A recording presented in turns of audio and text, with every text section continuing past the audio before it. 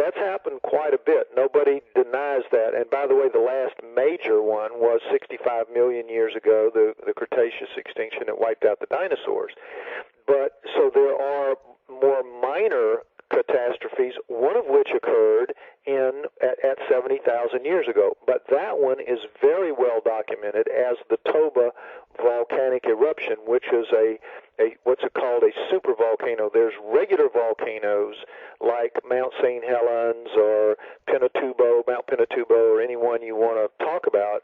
And then there are there are about a half a dozen, no, maybe a dozen, I think it's more like a dozen, supervolcano caldera around the Earth, one of which, the biggest one, is in Yellowstone National Park in America. And if that one were to go again, the way it has done in the past, that's it. We would be gone, and it would be a major catastrophe. The one at Toba Inlet was 70,000 years ago was bad enough. It wasn't as big or as bad as what the one at Yellowstone has the capacity to do, but still, it was pretty bad. Now, as far as a comet or a meteor or an asteroid coming in within 70,000 years, yes, those are all possibilities, and we could have had any number of not necessarily superior but different cultures on the planet that have just been wiped out, and you have to start again.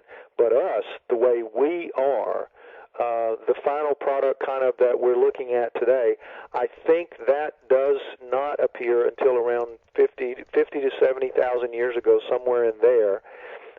We are, and I don't know, it's hard to know if we are the result of just confined inbreeding of that group that survived the Toba Inlet catastrophe, or if the Anunnaki came in and saw that our numbers were greatly reduced and said, oh, we have an opportunity now to upgrade the Adamu from what we originally created. Let's go ahead and make the upgrade now.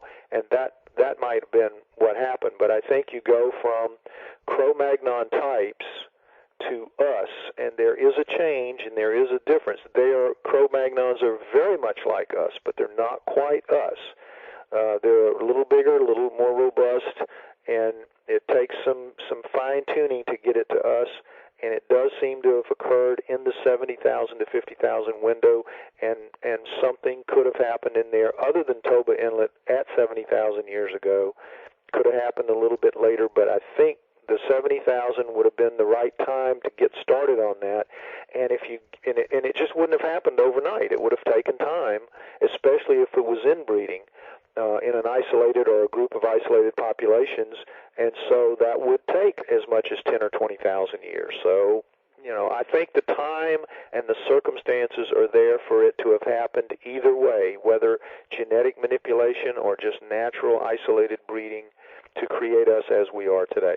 Fascinating. I think this is a good place to begin to round things up here for the first segment. We're going to continue to talk more in our member section about human design, and I'm going to ask Lloyd about bad design, and we can look at some of the human properties, if you will, and compare them to other primates, and there's a very interesting story there. I'm going to ask Lloyd a little bit more about intelligence, savants, and kind of unlocking, if you will, the brain's true capacity, and also if there's any updates on the star child skull.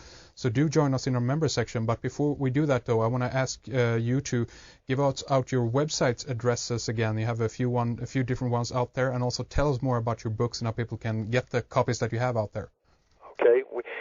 We do have copies of the Star Child Skull book. That's very easily available at Amazon.com or Amazon.com UK. For those of you that live in Europe, all you have to do is go to Amazon.com UK. Now, that is the paperback version of the book. The only difference is the hardback, you have to go through Bell Lap Books to get that, which is belllapbooks.com,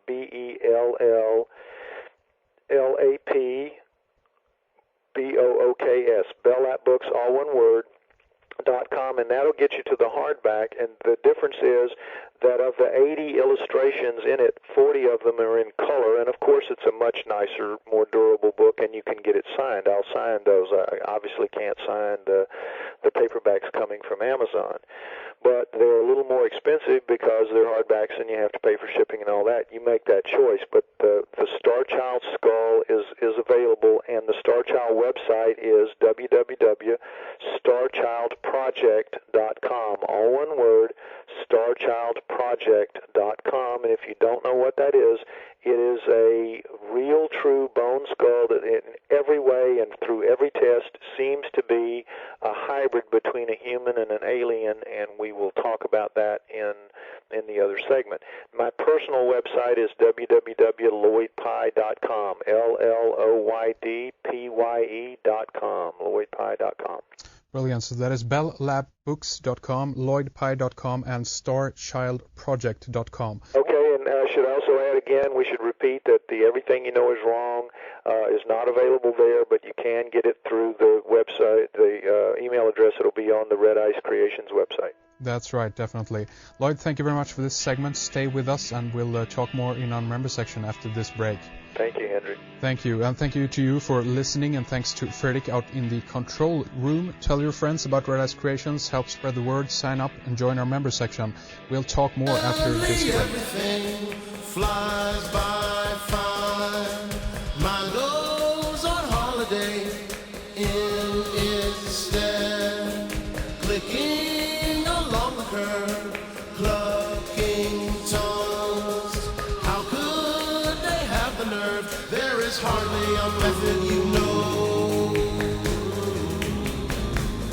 There is hardly a method, you know. It's a broken poem, started up yesterday and it came true now. Mine was on holiday, it's an open road. Will we soon see the end? It's an open book, a story to tell the band. There is hardly a method, you know.